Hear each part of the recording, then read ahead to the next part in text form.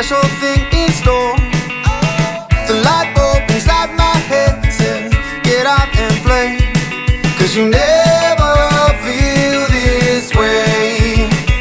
It's my lucky day, it's my lucky day, it's my lucky day, my lucky day. Don't need a pot of gold, a rabbit's foot or to be told. It's my lucky day, it's my lucky day.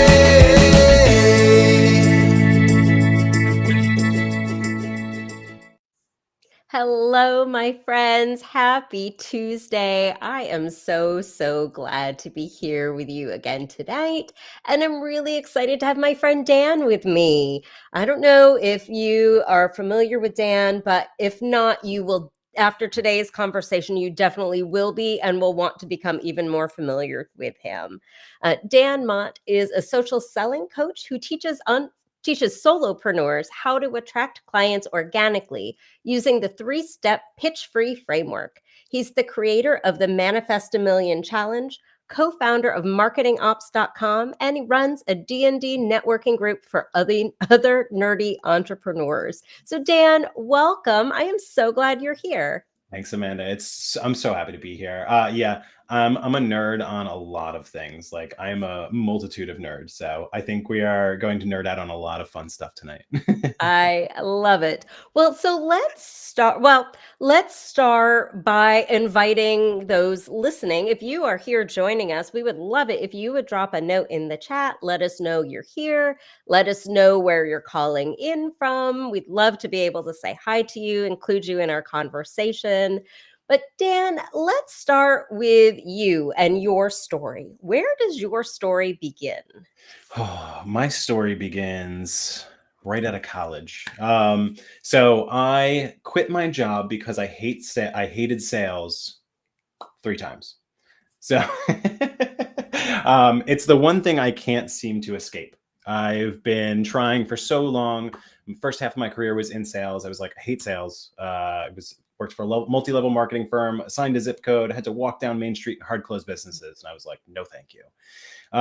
Made my way up through the ranks in marketing, ran an agency, and then my bosses came to me and said, hey, we want you to start calling people. And I was like, no. And they were like, tough. So I was like, all right, I quit. And that was the last job I quit. I don't think I can quit anymore because my current boss would be really mad about that.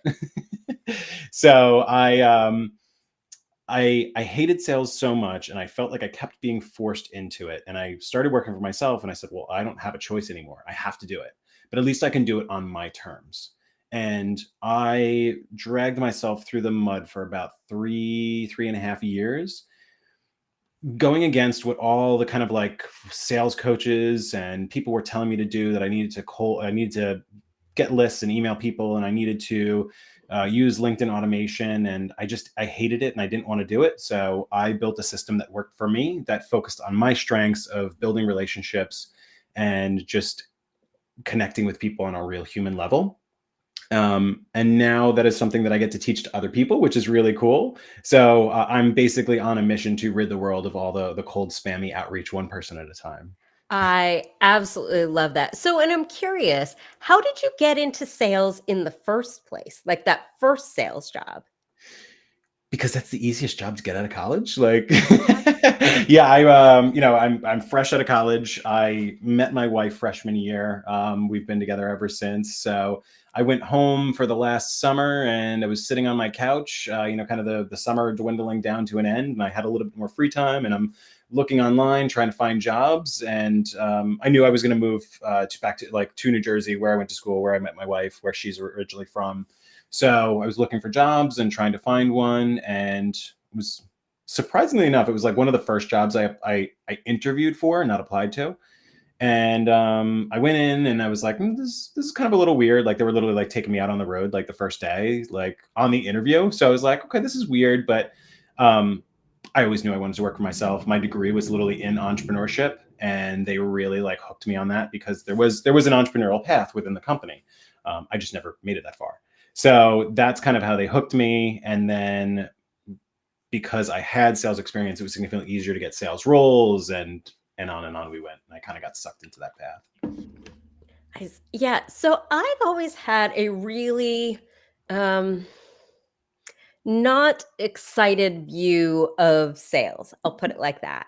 Um Most people feel the same way. Yeah, because whenever I think sales, I think of like buying a car and how pushy and salesy they are. Or actually, in our latest experience, I took my daughter, I have a 16-year-old, I took her prom dress shopping. And this was the car prom dress equivalent of going car shopping.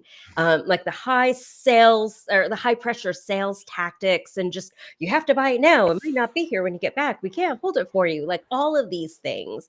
And I thought I never want to sell if that's what selling is. Yeah. And then I went to a women's networking meeting and somebody talked about sales, specifically follow up, as relationship building. And it totally changed the way I look at sales because I can build relationships all day long. Like I love to build relationships. So, talk about, if you wouldn't mind, um, that and how you build, um, how you do sales based on relationships. Yeah. So we'll start from the beginning. The very first thing that you need is an icebreaker. You need a reason to start the conversation before the conversation even starts, right? So you need a mutual interest. You need something that you're both willing to talk about, something that grabs your attention, something that you get excited about, because that's what fuels the conversation. Conversation is like playing ping pong, right? Like if you don't put your paddle up, or if you miss, like the conversation comes to a halt. So it's very much about keeping them engaged. The easiest thing to do is find a area of common interest, right? Like what are you passionate about? What do you care about? Whether that be in work, in life, anything in between. So I use that as the impetus to start any sort of conversation, because I know that from there, once the conversation is started, you can take it anywhere. So it's really about finding that common interest, and then just being a genuine human being, actually curious about the person that you're speaking with, right? I think we go into the conversation thinking like, I need to sell, I need to sell, I need to create leads, I need to convert leads. I right, like you do all this kind of sales lingo in your head, and you hype yourself up, and uh, you need sales in order to survive. It's essential. So you get caught up in this kind of feast or famine. Like I need to do this, otherwise I'm out of a job. Like I'm so right. It becomes this necessity, and the necessity forces us into practices that we might not be comfortable with, but we do them anyway because we have no other option. So we kind of use it as a last resort. But when you kind of shift that mindset away and just say, all right, let me focus on the relationship. Let me focus on the other person. Let me take the focus off of myself and my need to sell and my need to make money. When you put your attention and focus on the other person, it becomes a conversation. It becomes like an actual back and forth, not just a me trying to sell you or tell you what I do and how I'm going to help you. Yeah, and we all love to talk to people who are genuine human beings. Yes, So exactly. I love that you put that in there. Yeah, it's a breath of fresh air, because we all know how many cold emails we get, or how many DMs we get that we can't stand, or we get like, oh God, I hate text messages. I swear to God, like, when people cold text message me, that's my my sore spot. I can't stand that. At least phones have got the technology where it says like spam likely, or like this is a telemarketer. Don't answer that. And I've just conditioned myself that I'm not going to answer a number that I don't know at this point in my life. So there are ways to avoid it, but it's still right. We're conditioned into it, so we're seeing it over and over and over again. So it's that thing that it makes it okay, right? Like when we need to do it, we say, I don't want to do it, but I don't have another choice, and I'm used to getting it anyway, and people are used to getting it, so I might as well, if it's going to help me, or at least let me try. But there is a better way. So Yeah. So how long did it take you to find this better way for you? So I'm still continuously improving on it, every day, every month, every quarter, every year. But it was really a good 2 years before I really kind of found the solid framework, and then I've continued to build and iterate off of it from there. So I've been doing this for, I'm coming up on, in May will be 5 years working for myself. So yeah, this has been a work in progress for 5 years, and I know that, like I said, there's so much further that I have to go, because every conversation, every person that I work with, every time I make updates to my framework and I'm testing new things and I'm collecting more data, it just gives me more and more insights on how to make this process better, how to make myself more successful, how to make the people that I work with more successful, and everyone that I can reach through my content, relationships, conversations, etc.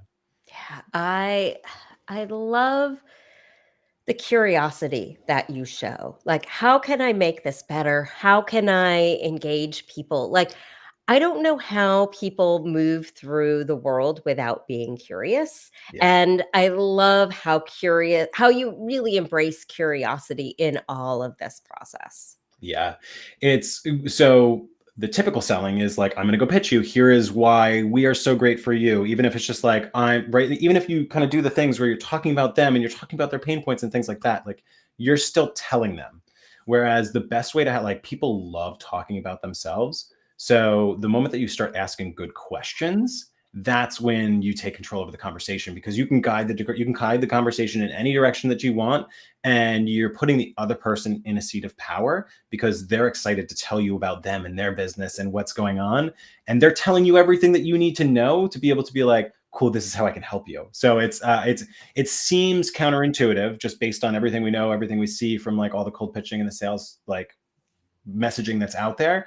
But really, when you put the focus on the other person, when you ask good questions, when you make it about them, when you get them excited to share what they're doing, you learn so much more, and it just helps you help them in a better way.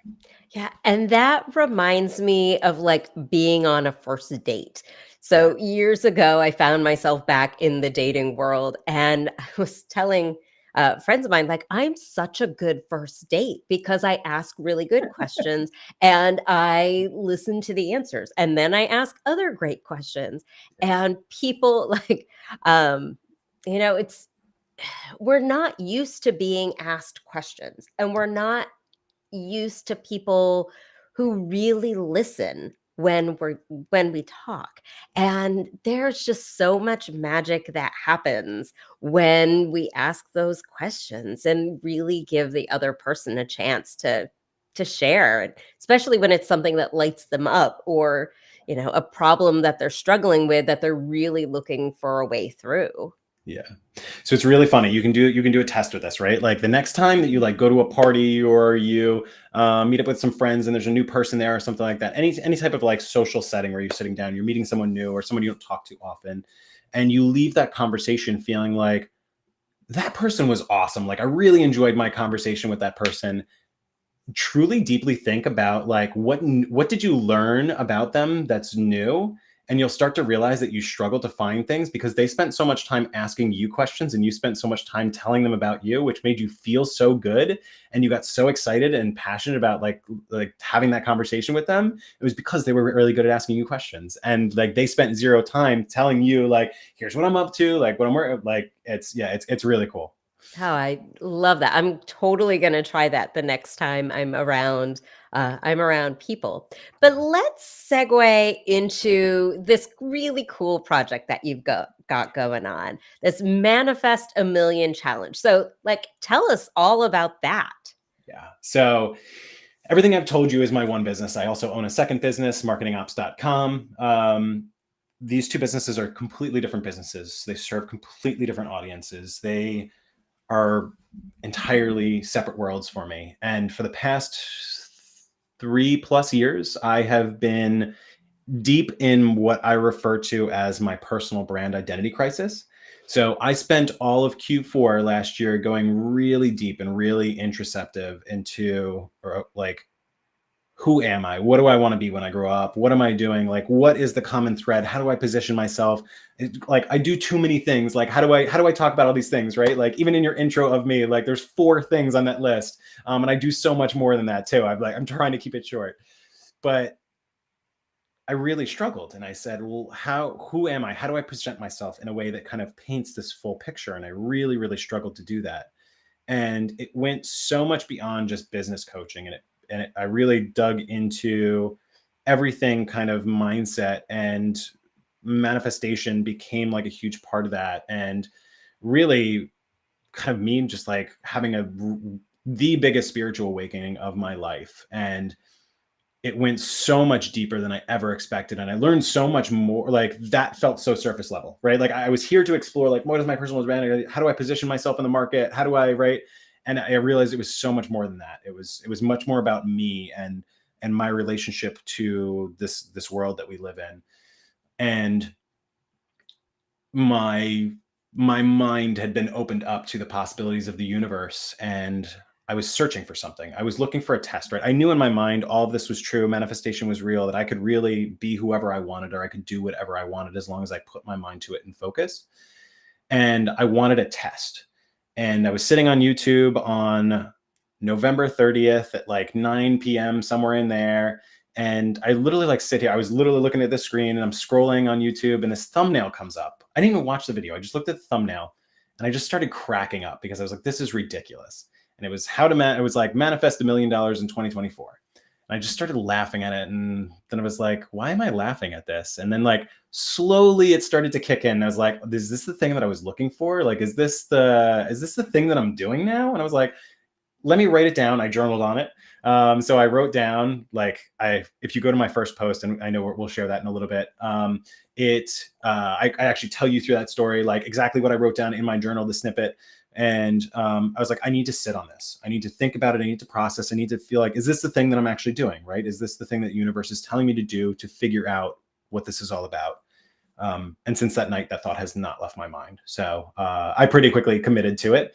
And on January 4th, because I was slow to do it, but I published publicly the Manifest a Million Challenge and committed myself to doing it. And I have been journaling on it. I'll call it weeknightly since then.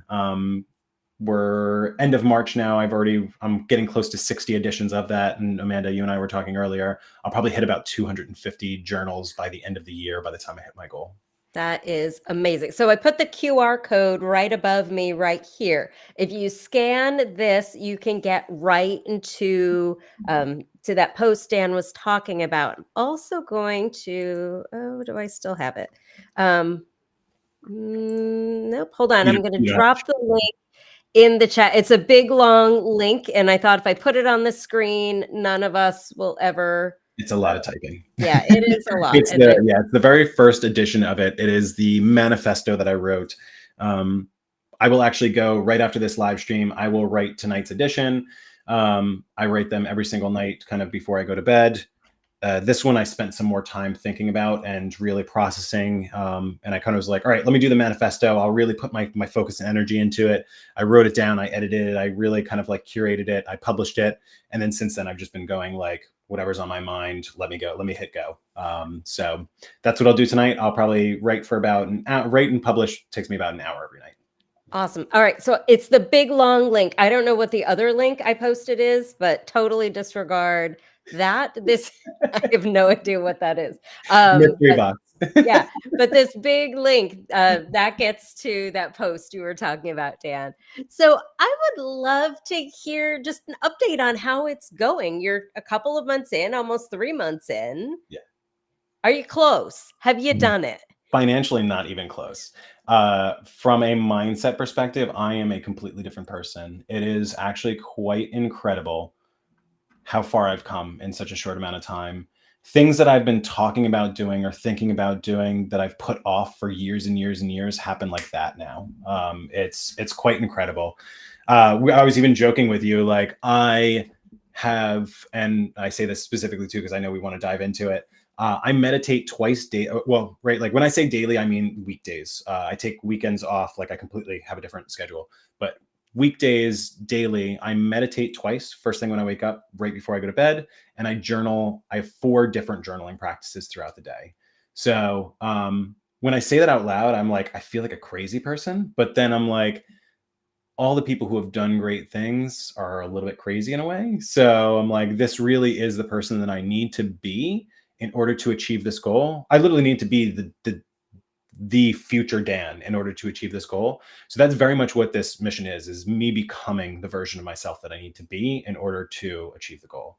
So that's kind of like the experience. So Financially, there's still a long way to go. From a mindset, I've come a very long way, and I can already see the pieces laying in place. And I know that, right, like I have in my mind set my path, and my physical reality is just playing catch up.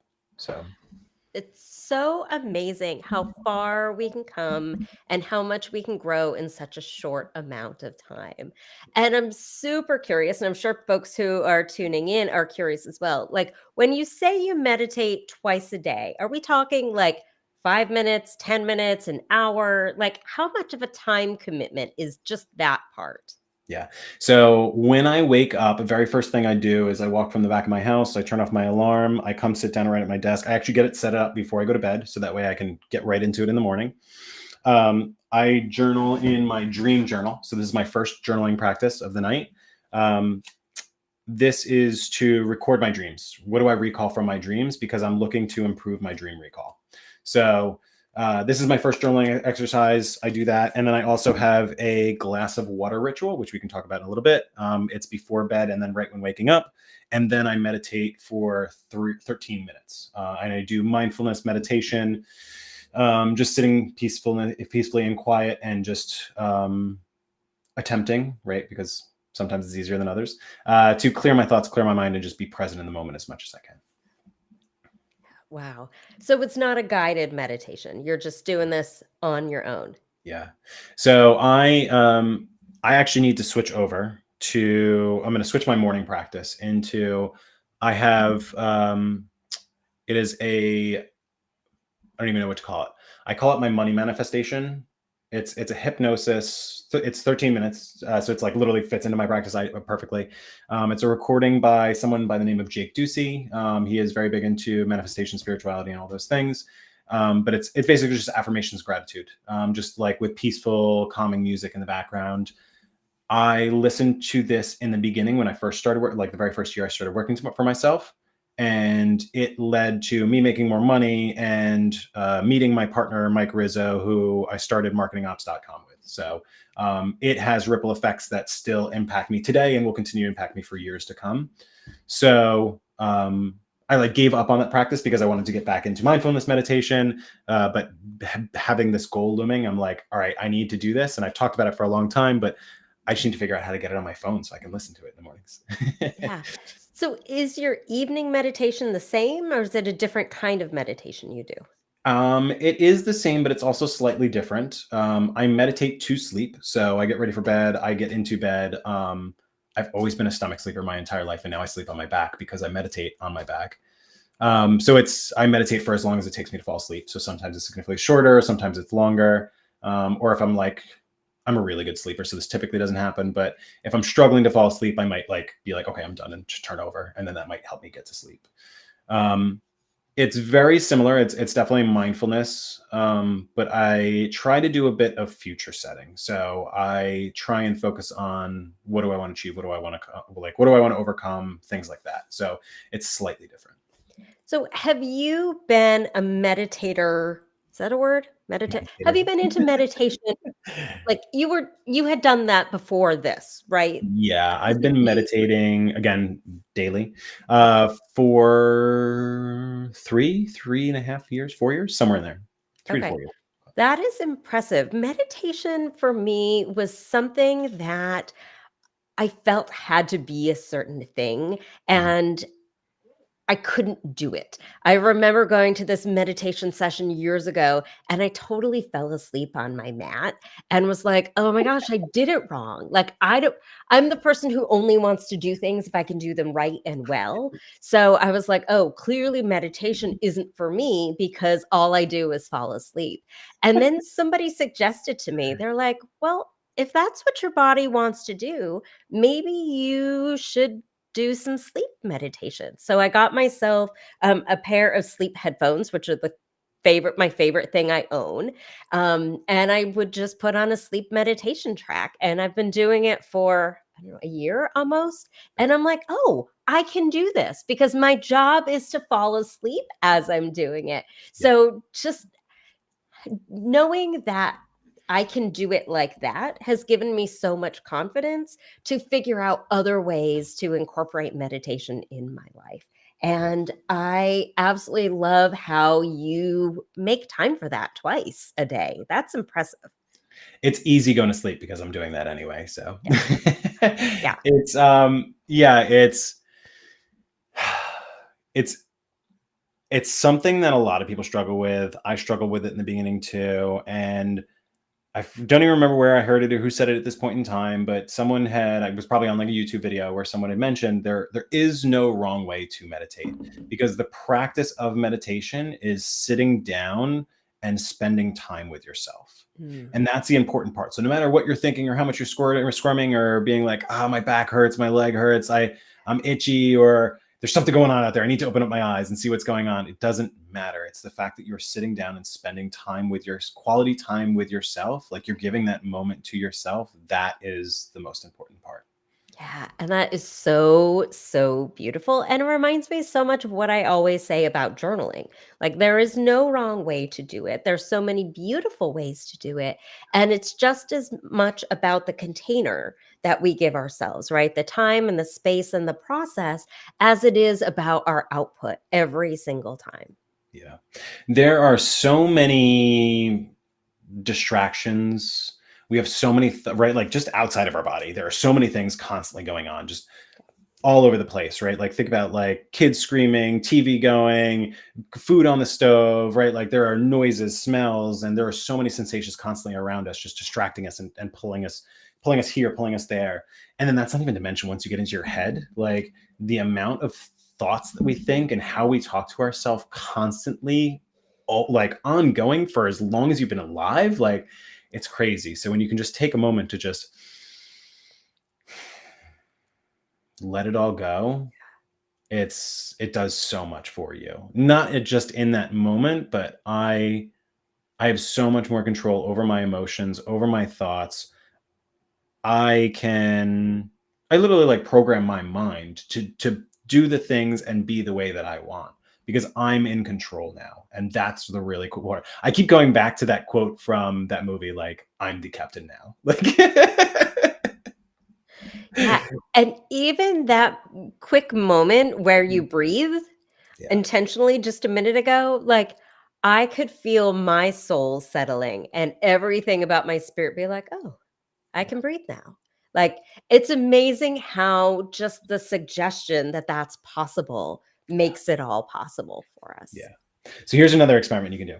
Walk in to a room with your spouse, your kids, your family, whoever, right? Do this in two separate ways. The first time you do it, and I don't care which order you go in, just go in like you're pissed off about something, right? Like in your head, all you have to do is think like, I'm mad at this, I'm mad at this, I'm mad at this, I'm mad at this. Just like walk through the room and just see how like people engage you. Right? Like don't walk in the room and just be like, I'm mad, blah, blah, blah, right? But like just walk in with a mindset, with a mad attitude of like, I'm pissed off at something, right? Like walk in with that negative mindset and then walk out. And then come back in 5 minutes later with the flip side and think like, life is beautiful. I love this. Everything makes me happy. I am so great. And then walk through that room and same thing, like don't like intentionally engage, don't try and push that on, but just see how like how the world around you reacts to that. And it's the same reason why me just taking a moment and just to breathe and to release everything, right? Like it's very contagious, and like that's why you're feeding off of that as well. So the way that we act and feel and think and say impacts not only ourselves but the people around us. Yeah. Oh, absolutely. And as you were saying that, I was reminded of a time, this is a couple of years ago, when I had to make dinner after work. It was a long day. Everyone at that point did work from home, did school from home, and everyone in my house can make dinner. Everyone's capable of it. And everyone waited for mom to make dinner. And so I was like, all right, well, fine. I guess I'll make dinner as everybody else gets to do what they want to do. And I had this boiling resentment. And I thought, maybe if I'm loud here in the kitchen, that someone will hear that I need some help and think to offer to help me. Right. And so I'm clanking pots and pans and stomping around. And I was telling someone afterwards, and I was like, nobody came to help me. Yeah. And they were like, well, think about it. Yeah. If you were loud and sounded angry and you were slamming pots and pans around, would you want to be in that space? And I was like, oh, shoot. Nope.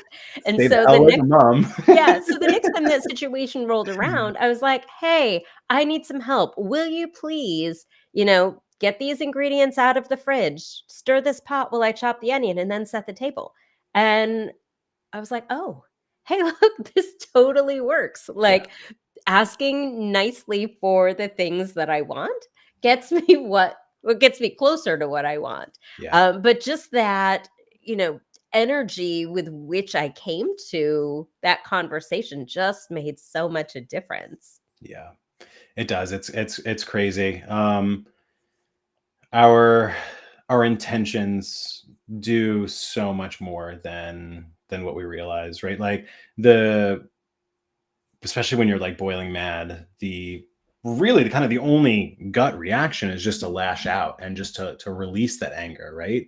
But that actually gets you the opposite outcome of what you're looking for, and then only compounds. You're literally manifesting more of what you don't want in that process.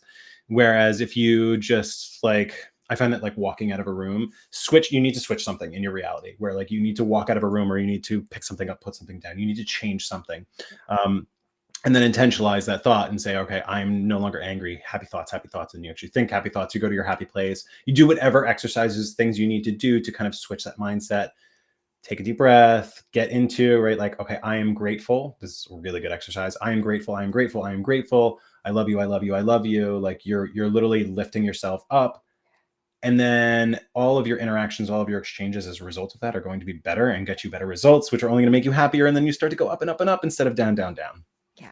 Yeah. And that is definitely the direction I want to go. So let's get back to you and your Manifest a Million challenge, right? So you meditate in the morning and in the evening. Yes. And then you said you've journaled 4 times during the day. The first one was your dream journal. What Yes. else do you have going on? So Dream Journal is for dream recall because I am very interested in we spend a lot of time sleeping, and the subconscious mind is a very powerful part of us that we don't often tap into. So that is my goal around that is how do I leverage more of sleep and my subconscious mind. My second journaling practice, so it goes dream journal, is my kind of like my daily routine, like my priorities for the week, for the day, all of my meetings throughout the week, and what habits I'm trying to create. So I update this. I flip a page every week, and I transfer everything over, and then I plan out for the week. What are at the very top of the page? What are the 3 most important things that I need to accomplish this week? And then I have my Monday, Tuesday, Wednesday, Thursday, Friday down this side. So what are the 3 most important? I do this every morning. What are the 3 most important things I need to accomplish today? My reminders for like what my actual priorities are, so I can just move those over. And then long-term important stuff, conversations that I need to have. And then this one I love. What habits am I trying to either create or break? So where I was telling you, like I need to do my hypnosis meditation daily in the morning. This has been on here for weeks. So I very much, which then prompted me to move it to my weekly priorities. Download this thing to my phone. Make it happen. Nice. I love that because not only are you giving yourself a place to document what's important, there it gave you the nudge to come up with the next step, right? Because you can't implement the thing if you don't have the thing to implement. Exactly. Yeah. So that really helps keep me focused in my work, and it helps for like personal stuff too, right? Like if I need to, call my financial advisor, or if I need to do something for, we're looking to buy a house. So if I need to call our lawyer or talk to the real estate agent, things like that, right? So personal things, personal priorities. What do I need to focus on? What do I really need to get done today? Because if you don't do those things first, time notoriously fills itself. So you need to be intentional about what you want to accomplish. And that is something I'm continuously working on. Yeah. And so that practice there, how long do you spend on that practice a day? I'll probably spend about 15 minutes on a Monday just transferring everything over. Sometimes it takes a little bit longer, but it's about 15, 20 minutes. And Okay. then daily really doesn't take that long at all because I'm actually in the morning when I'm just getting the girls ready and stuff to get out of the house, and like takes me a while to get through all that stuff. So I'll just write down on my phone like what's important. I almost like to kind of top of mind what's important. I don't want to be distracted by what my past self has written down. So what's important today, and then I'll kind of compare my notes and say, all right, yeah, this sounds about right, or crap, I forgot about that thing. It's now important, or there's a deadline coming up, so I need to do that. So then I'll kind of just make sure I'm in the right place and get everything down. And sometimes I'll change my mind throughout the day, but going through the practice, sitting down really helps kind of like set my intention for the day. Yeah, I love that. All right, so those are your first two. You have two more. Yeah. So Okay. 2 in the morning and then 2 at night. So I've already done those first 2 for the day, and then I still have to do my second 2 for the night. So right after this live stream, I will go write my next edition of the Manifest a Million Challenge. That is my only journal that I do completely virtual. Everything else is handwritten. But this is me sharing my story with the world. So I have it in a public place.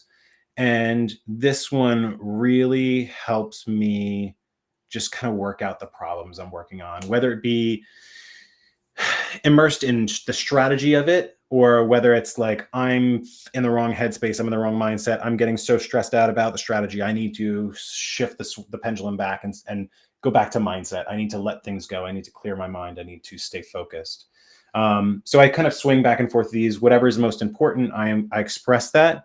But just the process of writing it out, the process of getting it out of my head, again, because we're just constantly like yelling at ourselves inside of our head. So the act of writing it down and seeing it written and reading it back to myself really just helps me kind of externally process things and help me overcome challenges or break through barriers, or just gain new perspectives on how to solve problems or identify what's next and what should I be focused on. Oh, I love everything about that. And I often say, like, clarity comes so much faster with a pen in hand. And even though I know you do this one virtually, like, there's something about sitting down with intention to write it all out that makes the puzzle pieces come together faster than anything else I've ever tried. Yeah. I think it's the act of physically, like, your thoughts are going through your hand and like writing them and like the motion of it. There was something about like there was a study that showed like typing versus handwriting, and it's the act of like physically moving your right, like just key motions. Isn't that like there's a level of disconnect between like what's going out and here, whereas like the act of like it physically being drawn, you can feel the letters, and right, if you're being quick or angry or like that physically changes how you write. So it there's definitely a power to like actually pen and paper. Yeah, and there's a couple of really good TEDx talks by Jake Weidman, who's the world's youngest master penman. And he talks about that very thing, Yeah. about just the magic that happens when we write by hand. Yeah. Yeah, it's a thing. Yes, it is. The only reason I don't is because it would just take me longer to write it and then have to rewrite it. So I was doing it a little bit in the beginning, and I was like, no, definitely not. It's like I'm just going straight in here. So Yeah, totally fair. And then you have a second one that you do at night, your fourth yes. practice of the day. So this is in my nightly routine. So one of the very last things that I do before I go to bed. This is actually my newest routine. I've only been doing it for about a week or two. It's a gratitude journal. So I just write down everything that I'm grateful for. It perfectly aligns with me like going into bed, doing my my water exercise, and then meditating to sleep, and then activating my subconscious mind. So like I am literally, and I can tell you more about that. So let me come back to that because I'll finish up like the journaling part. So it allows me to express what I'm grateful for. It lifts me up, it elevates me, it helps me kind of like celebrate those small wins. It puts my mind in a much more positive mindset. And then I am literally like asking my subconscious mind to give me all the answers and to set me on the right path. That's what my water exercise is about. And then I go to sleep, and my brain does all of the processing for me. Like I'm literally just feeding it the input. I'm going to sleep. My mind does all the hard work subconsciously, and then I wake up with the answers. So it's really cool.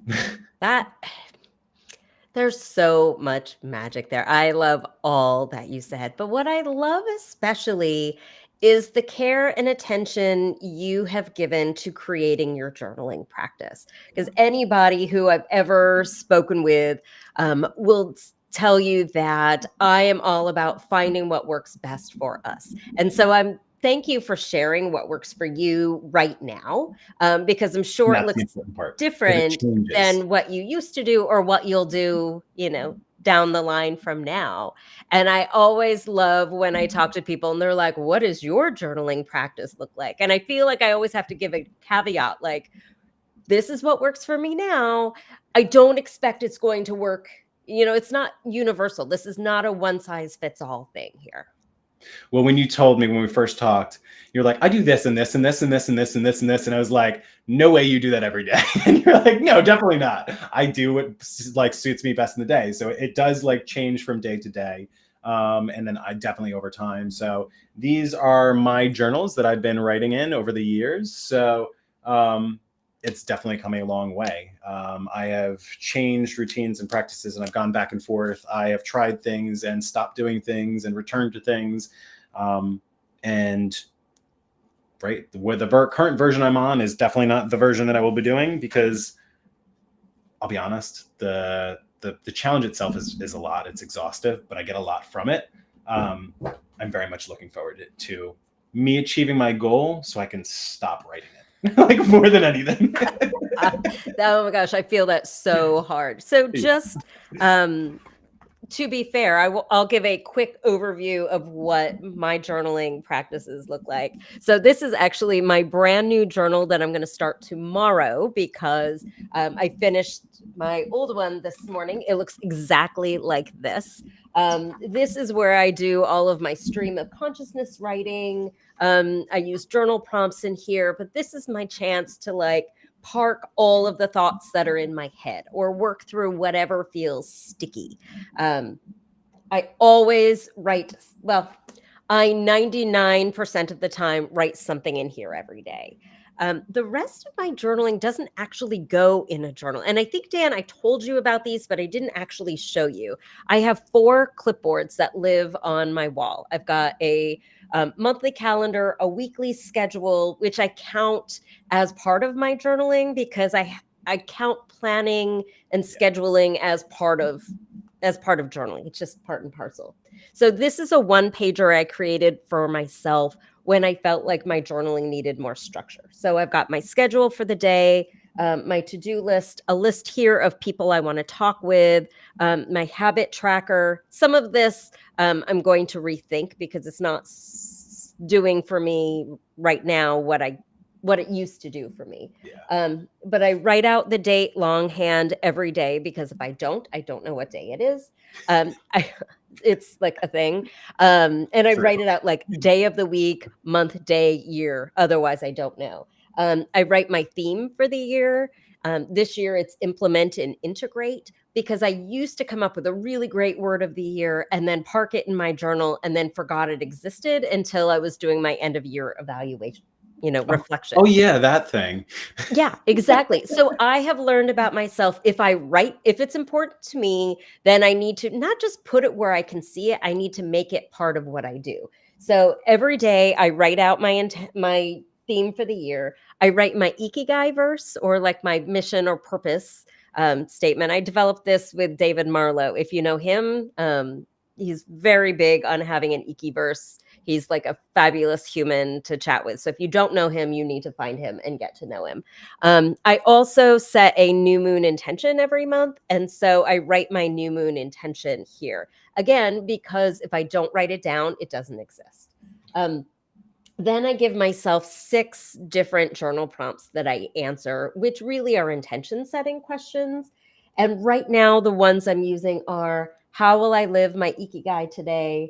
What does my new moon intention look like in action? What do I love about myself?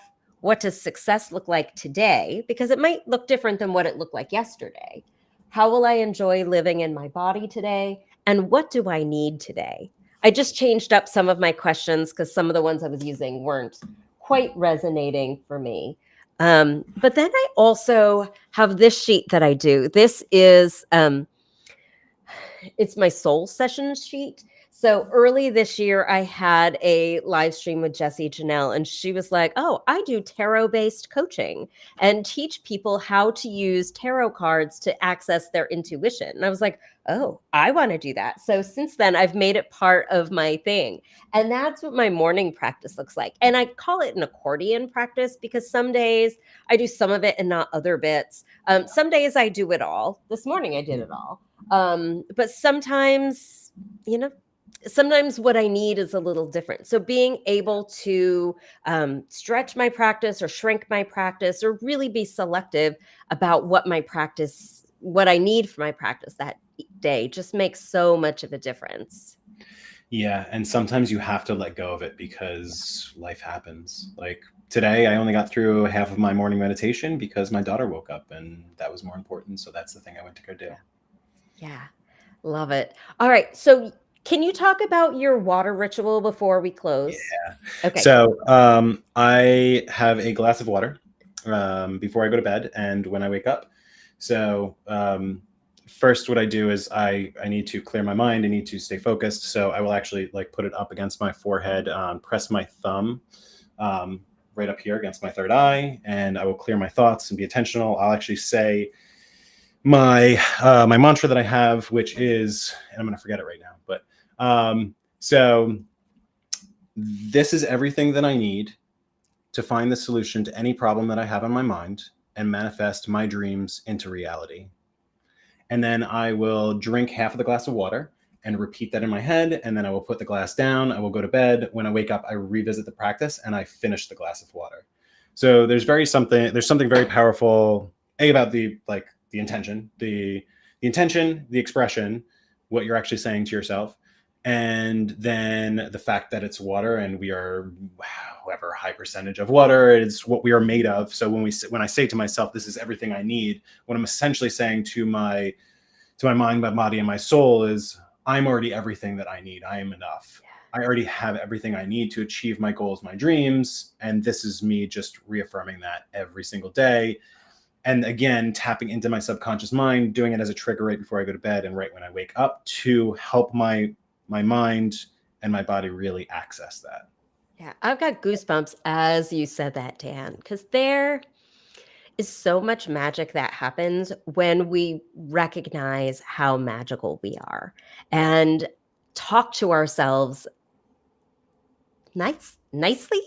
Nicely feels like an understatement, but just when we value ourselves in how we talk to ourselves, it makes so much of a difference. Yeah.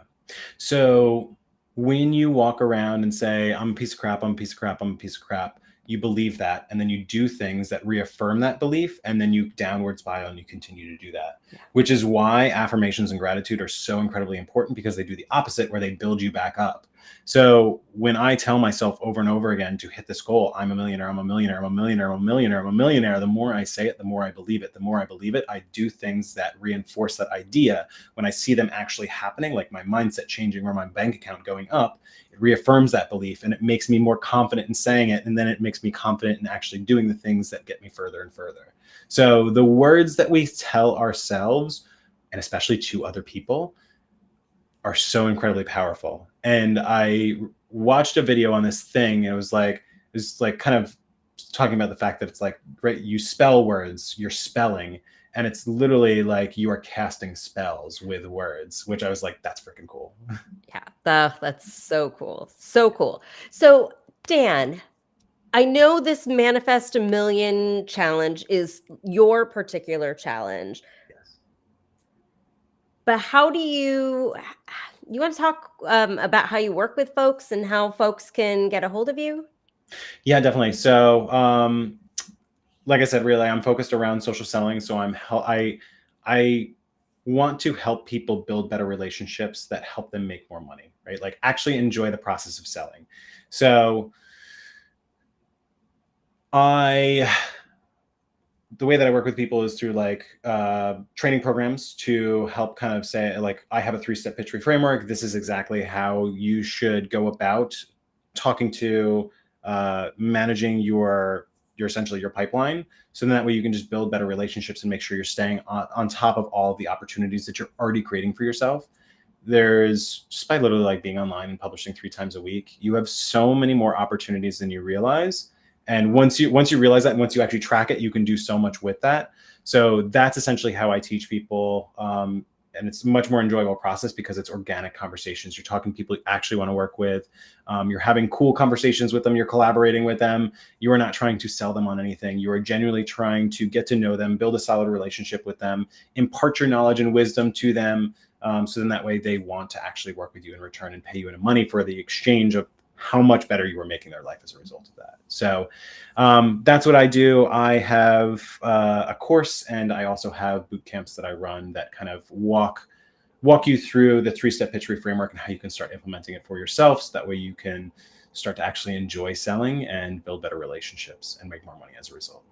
Very, very cool. So this is something I pulled a link up on the screen. You want to talk about this? Yes. So this is basically a guide that starts you off in this process. So this guide walks you through how to actually start a conversation with people on LinkedIn specifically. So where can you identify potential opportunities? How can you qualify them? And how can you actually get the conversation started? So there are really five really good places to actually start a conversation with someone on LinkedIn. In this guide, I give you 3 because the other 2 are a little bit more complicated and advanced. So these are the really easy, basic ones. It's basically anytime someone sends you a connection requests, anytime someone comments on your post or views your profile, those are perfect opportunities to start a conversation. And I actually give you templates for each and every one of those. You can use them as is, or you can customize them, which I highly recommend doing because it just creates a better start to the conversation, much more customized. But those help you start the better conversations, build better relationships that then lead to more opportunities from there. So if you're feeling stuck, if you're like, I really hate sales, I hate like prospecting people, I hate like trying to sell myself, download this, give it a try, and then let me know how it goes because I would love your feedback. I'm always looking to improve the resources and programs that I have for people because that's what I want. I want to make the world a better place where we don't have to send spammy, cold, crappy messages. We can just build solid human connections that lead to opportunities for all of us. Oh, I love that. That is the world that I want to live in too. So thank you, Dan, for doing this work. Thank you for being here with me. And if folks are interested in getting a hold of you, how do they find you? Where is your place? LinkedIn's definitely the best spot. It's the only social I've cut myself off from the world other than LinkedIn. Like I don't go on any. I use YouTube, but YouTube is like less of a social channel in my opinion. I just use it for content. But I'm on LinkedIn, so let me know that you saw me here. Reach out to me. I connect with everyone. I have a conversation with everyone. It might take me a while, but I will get back to you. You can also on my profile find all of the resources that we talked about here. I'm going to be rebranded soon as Socially Awkward. That's my free guide. It's like how to not be socially awkward on LinkedIn. You'll also find a link to the Manifest a Million Challenge where I am journaling nightly, as well as a bunch of other resources that you might find helpful.